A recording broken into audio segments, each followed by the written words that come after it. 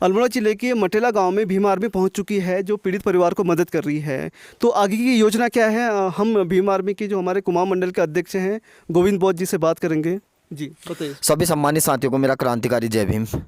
जैसे कि किशोर जी यहाँ आके हमें पता चला कि यहाँ कुछ स्वर्ण समाज के लोग, कौन सा गाँव का, मटेला मनिहार के कुछ स्वर्ण समाज के लोग छोटी मोटी नोक झोंक के कारण और 15-20 लोगों को 2 गाड़ी लोग भर के इनके घर में लेके आए और इनके घर में घुस के दरवाज़ा तोड़ दिया और इनकी माँ का हाथ काट दिया है और भाई के साथ मारपीट की, भाई को नीचे जंगल में ले जाके मारा और बहन के साथ छेड़ाखानी हुई।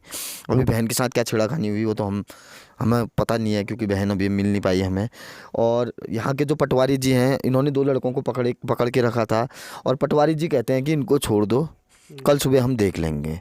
जब वो पटवारी जी के पास जाते हैं तो पटवारी जी उनसे कहते हैं कि पहले अपना इलाज कराओ, केस बाद में होते रहेगा। क्या यही पुलिस प्रशासन है? क्या 7 दिन से हमारे 2 लड़के ये जो घर में हैं, इन बेचारों के पास खाने के लिए नहीं है। इनके माँ और इनकी बहन और इनके पापा वहाँ हॉस्पिटल में, उनके पास इलाज कराने के लिए 1 रुपया नहीं है। ये पटवारी कर क्या रहा है? ये हमारा जो प्रशासन है ये कर क्या रहा है?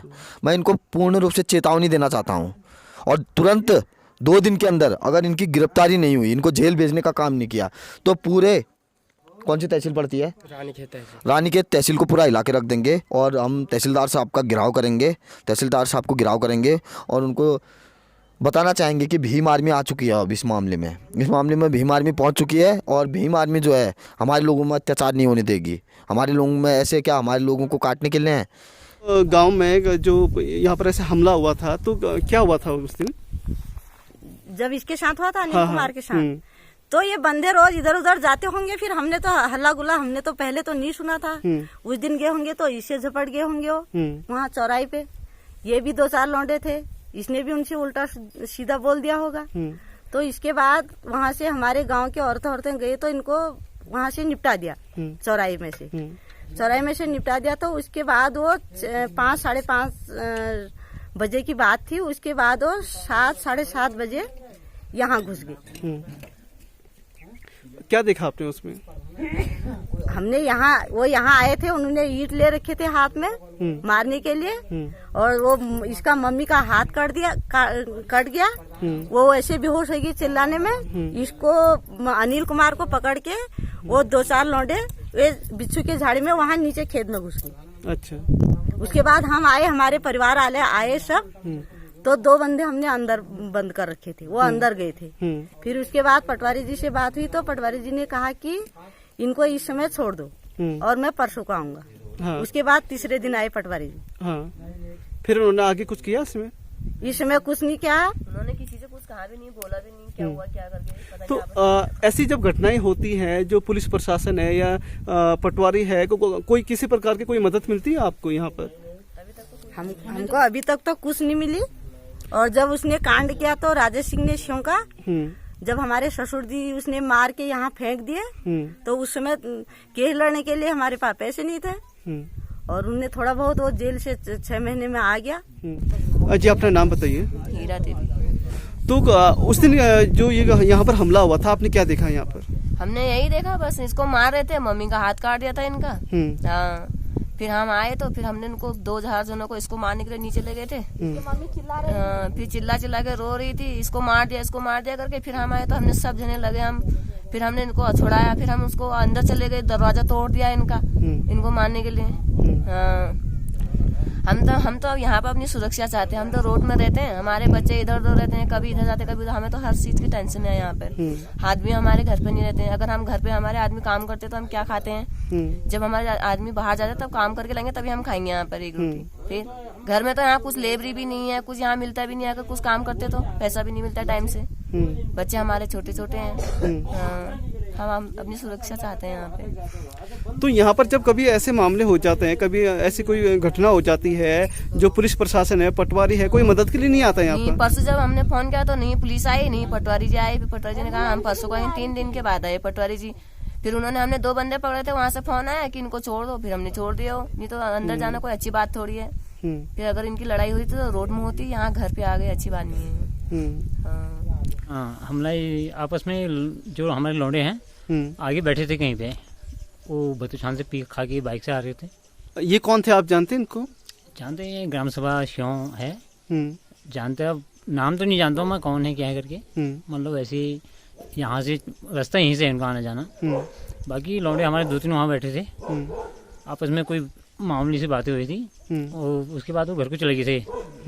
कांड होने के बाद जैसे लड़ाई खत्म हुई तो गांव से, अपने गांव से लौंडे बुला के ले आते। उसके बाद उन्होंने घर में धावा बोल दिया। ठीक है, घर में धावा बोलो तो अब यहाँ जो अंदर घुसेंगे भाई वो भी अपनी सेफ्टी करेंगे, कुछ ना कुछ तो करेंगे।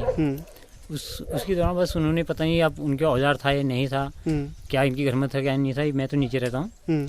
आपस में इनकी लड़ाई हुई थी। फिर उसके बाद 7, 7:30 बजे इनकी लड़ाई शुरू हुई। तो तब तक ये मेरे पास इनकी मम्मी आई थी कि भाई ऐसी बात होगी, उनका हाथ कट गया था।